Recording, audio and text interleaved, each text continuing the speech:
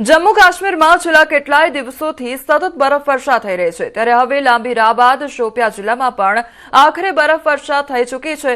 લાંબા અને અસામાન્ય રીતે શુષ્ક ઋતુ પછી શિયાળો ફક્ત પર્વતો પર જ નહીં પરંતુ મેદાનો પર પણ પાછો ફર્યો છે।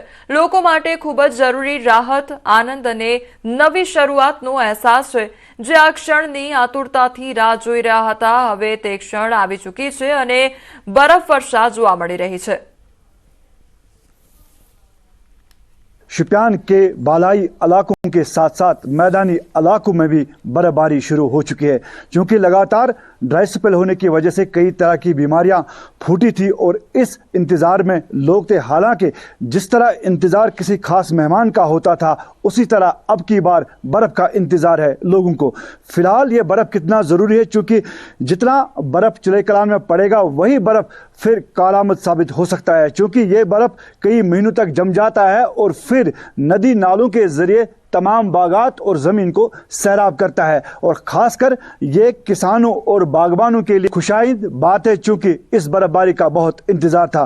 कुछ देर पहले यहाँ पे ब्लैक टॉपिंग दिखाई दे रही थी, लेकिन आप देख रहे हैं अब पूरी तरह से सफ़ेद चादर में ये पूरा बिछ चुका है। और आगे देखिए यहाँ पे जो है पेड़ों में भी खूबसूरती देखने को मिल रही है। और उम्मीद यही करते हैं बर्फबारी अच्छी खासी हो, ताकि जो यहाँ के लोगों की चाहत है और ज़रूरत है इस बर्फबारी की, वो कम से कम होनी चाहिए। उसके साथ साथ यहाँ पे शोपियान की बात करेंगे तो मुगल रोड पे पहले ही ट्रैफिक को बंद कर दिया गया है और एडवाइजरी जारी की गई कि हिरपोरा से आगे किसी तरह की गाड़ी को इजाज़त नहीं दी जाएगी, क्योंकि फिसलन बहुत ज़्यादा है।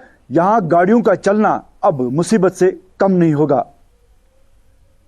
जम्मू काश्मीर में फरी हवामान में बदलाव आव्यो छे अने हिमवर्षा शरू थई गई छे, तो कोकरनाग अने अनंतनागना उपરના ભાગોમાં બરફવર્ષા શરૂ થઈ ગઈ છે। વાલુ, ડાકસુમ અને અન્ય વિસ્તારોમાં ફરીથી હિમવર્ષા શરૂ થઈ છે, તો રોડ પર પાર્ક કરેલી ગાડી પર બરફના થર જામેલા જોવા મળી રહ્યા છે। રોડ રસ્તા પર બરફ પથરાઈ ગયો હોય તે પ્રકારના દ્રશ્યો જોવા મળી રહ્યા છે। તો જમ્મુ કાશ્મીરના દ્રશ્યો સામે આવ્યા છે કે જ્યાં બરફવર્ષાનું આગમન થયું છે, તો ચારે બાજુ બરફ જ બરફ જોવા મળી રહ્યો છે। રોડ રસ્તા પર બરફના થર જામી ગયા છે।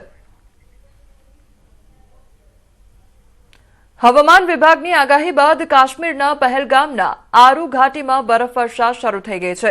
આરુ અને પહેલગામના અન્ય ઘાટીમાં બરફવર્ષા શરૂ થઈ ગઈ છે।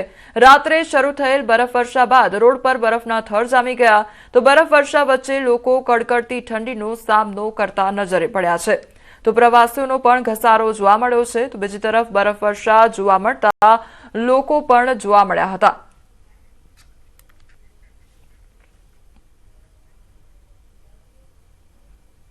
આ તરફ હવે ઉત્તરાખંડ પર નજર કરીએ તો ઉત્તરાખંડના પર્વતોમાં ठंडी સતત વધી રહી છે। ઊંચાઈવાળા વિસ્તારોમાં બરફવર્ષા થઈ રહી છે, જેના કારણે નીચલા વિસ્તારમાં હાડ થીજવતી ઠંડી પડી રહી છે। છેલ્લા 3 દિવસથી હવામાન બદલાતા બદ્રીનાથ ધામ અને નીતિખીણમાં હળવી બરફવર્ષા થઈ રહી છે।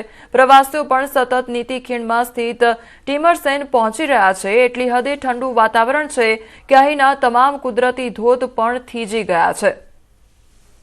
તો બદ્રીનાથ ધામ પર પણ જાણે બરફવર્ષા થઈ રહી હોય તે પ્રકારના દ્રશ્યો સામે આવ્યા છે। તો જે પ્રવાસીઓ છે તે પણ બરફવર્ષા જોવા માટે રોકાયા હોય તે પ્રકારના દ્રશ્યો સામે આવ્યા છે। બીજી તરફ જે કુદરતી ધોધ ત્યાં આગળ રસ્તામાં આવેલા છે તે તમામ જે ધોધ છે તે પણ થીજી ગયા હોય તે પ્રકારના દ્રશ્યો સામે આવ્યા છે, કારણ કે ઠંડીનું પ્રમાણ ખૂબ જ વધુ જોવા મળી રહ્યું છે। ડિસેમ્બર વીતી ગયો અને જાન્યુઆરી શરૂ થઈ ગયો, પરંતુ ગંગોત્રી ધામમાં હજુ સુધી બરફ પડ્યો નથી। આમ છતાં નાની અને મોટી નદીઓ જે હંમેશા પાણીથી ભરેલી રહે છે, સંપૂર્ણ